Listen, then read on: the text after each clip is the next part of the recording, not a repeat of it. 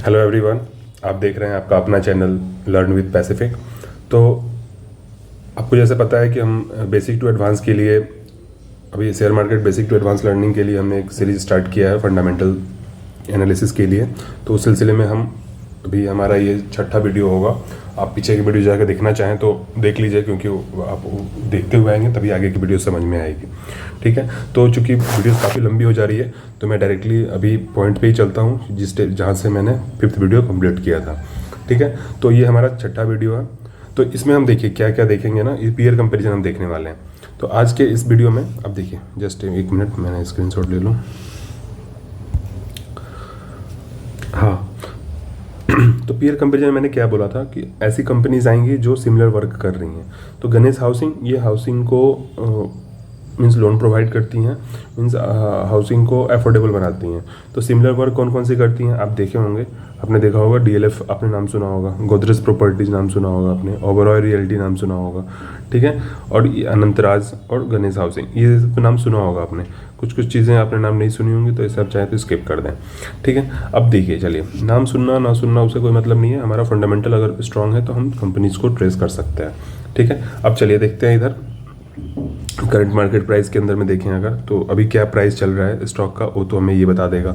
ठीक है, market cap क्या बताएगा कि कंपनी कितनी बड़ी है, स्मॉल कैप है या लार्ज कैप है या मिड कैप है, ये इससे हमें मालूम चलेगा।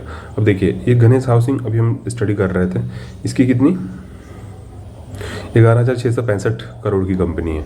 अभी जितनी भी बाकी कंपनीज हैं सभी इससे मार्केट कैप में ऊपर ही हैं। ठीक है, तो 11,000 की कंपनी कितना अच्छा परफॉर्मेंस दे रही है ना, ये हमने पीछे के टेबल में हमने स्टडी किया था। तो इसमें हम कंपैरिजन कर लेते हैं। अब देखिए ये पी रेशियो हमारा बात यहाँ से शुरू होता है। तो पी रेशियो हमने ये क्या बताया था, ये हमारा मीडियन होता है। इन सारे कंपनीज जो भी इतनी सारी कंपनीज जो सेम इंडस्ट्री पी है, ये हमारा सारी कंपनीज का ये एवरेज होता है। ठीक है, अब जैसे इस पी का एवरेज 35.85 है, 84 है, मतलब इंडस्ट्री पी कितनी है 35.84। ठीक है, अब कोई भी कंपनी मैंने क्या बताया था पी कि इंडस्ट्री पी से कम हो तो कंपनी अच्छी मानी जाएगी। ठीक है, गणेश हाउसिंग देखें इससे बिल्कुल खड़ी उतर रही है, वो बिल्कुल उसका सबसे मतलब अपनी इंडस्ट्री पी से काफ़ी कम है। बाकी कोई कंपनी शायद ही कोई कंपनी है जो इंडस्ट्री पी से, हाँ एक ओबरॉय रियल्टी है। ठीक है, तो ऐसा नहीं है कि हम बाकी कंपनी में नहीं देखेंगे, बट बाकी कंपनी में हम थोड़ा सा सतर्क रहेंगे। जब भी कोई ट्रेड स्विंग के लिए लें तो थोड़ा सा रिस्की होगा, क्योंकि ऑलरेडी मार्केट उसको वैल्यूएशन दे चुका है, तो इसलिए उसकी पी काफ़ी हाई हो चुकी है। ठीक है, तो अभी हम गणेश हाउसिंग को देख रहे थे, तो देखिए इसकी इंडस्ट्री पी हमें क्या समझ में, सॉरी गणेश हाउसिंग की पी क्या दिख रही है 21.37, इंडस्ट्री पी क्या थी 35.84। तो इन सब में हमें सबसे बेटर कौन सा दिख रहा है, गणेश हाउसिंग। ठीक है, सिमिलरली चलते हैं पेग पे। पेग रेशियो मैंने क्या बताया था कि पेग रेशियो अगर लेस देन 2 है, ठीक है, तो अच्छा है। लेस देन 1.5 है तो उससे भी अच्छा है। लेस देन 1 है तो और अच्छा है। ठीक है, मतलब जितना कम होता जाएगा पेग रेशियो उतना अच्छा है। तो आप देखें अगर यहाँ पे तो सबसे कम किसका पेग है, सबसे कम अभी हमें 0.28 दिख रहा है, तो इसमें भी हमारा गणेश हाउसिंग उतर रहा है ऊपर। ठीक है, तो इन सब का मीडियन क्या है 1.02, उसमें सबसे कम गणेश हाउसिंग का पेग है 0.28। ठीक है, डिविडेंड यील्ड चाहे तो छोड़ दें।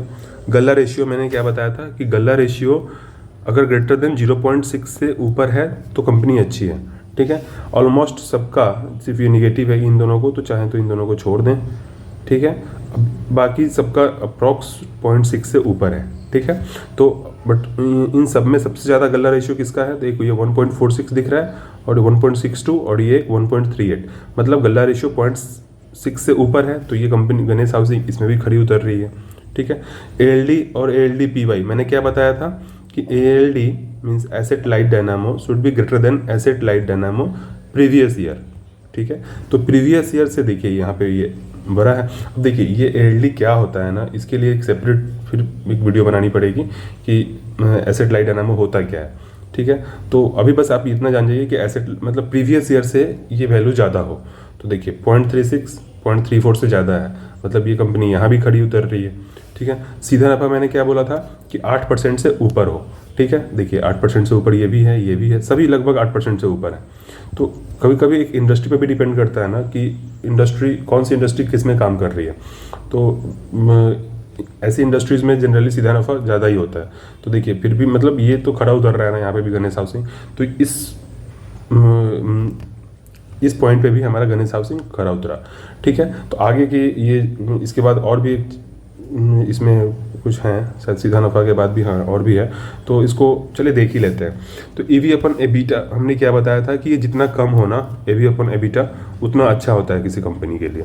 ठीक है, तो देखिए पूरे पीयर्स में इस कंपनी का अगर एबिटा देखें तो ये सबसे कम है, देख रहे हैं, सबसे कम है। ठीक है, तो अभी अपन एबिटा पे भी हमारा गणेश हाउसिंग खरा उतर रहा है। ठीक है, डेट टू प्रॉफिट में देखें तो देखिए डेट टू प्रॉफिट होता क्या है ना कि कितने कम टाइम में अगर कंपनी चाहे अपना तो अपने प्रॉफिट से अपना कर्जा निकाल दे।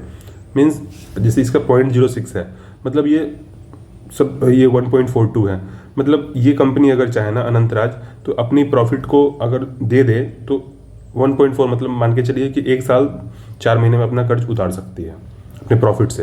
वैसे गणेश हाउसिंग क्या है कि 6 महीने के अंदर अपना प्रॉफिट उतार सकती है, ऐसे समझने की कोशिश कीजिए। ठीक है, तो ये जल्दी अपना डेट कम कर सकती है ना। तो इन सब में देखिए सबसे कम कितना है 0.06, तो डेट टू प्रॉफिट जितना कम है उतना बेटर है। ठीक है, तो ये कंपनी यहाँ भी खड़ी उतर रही है। क्रोइक रेशियो चाहे तो अभी आप स्किप करें। ओपीएम मैंने क्या बताया था कि ओपीएम ईयर वाइज ईयर देखेंगे, तो ये नीचे के हम टेबल में देखेंगे कि ओपीएम पर ईयर वाइज बढ़ रहा है कि नहीं बढ़ रहा है। वैसे बाकी पूरे पीयर्स में देखें तो इसका ओपीएम अच्छा है। ठीक है, तो इससे हम सर्च किया, हमने क्या किया, गणेश हाउसिंग को अपना फंडामेंटल के बेसिस पे हमने सेलेक्ट किया। तो इस वीडियो में इतने रहने देते हैं, तब तक के लिए मिलते हैं नेक्स्ट वीडियो में। टाटा।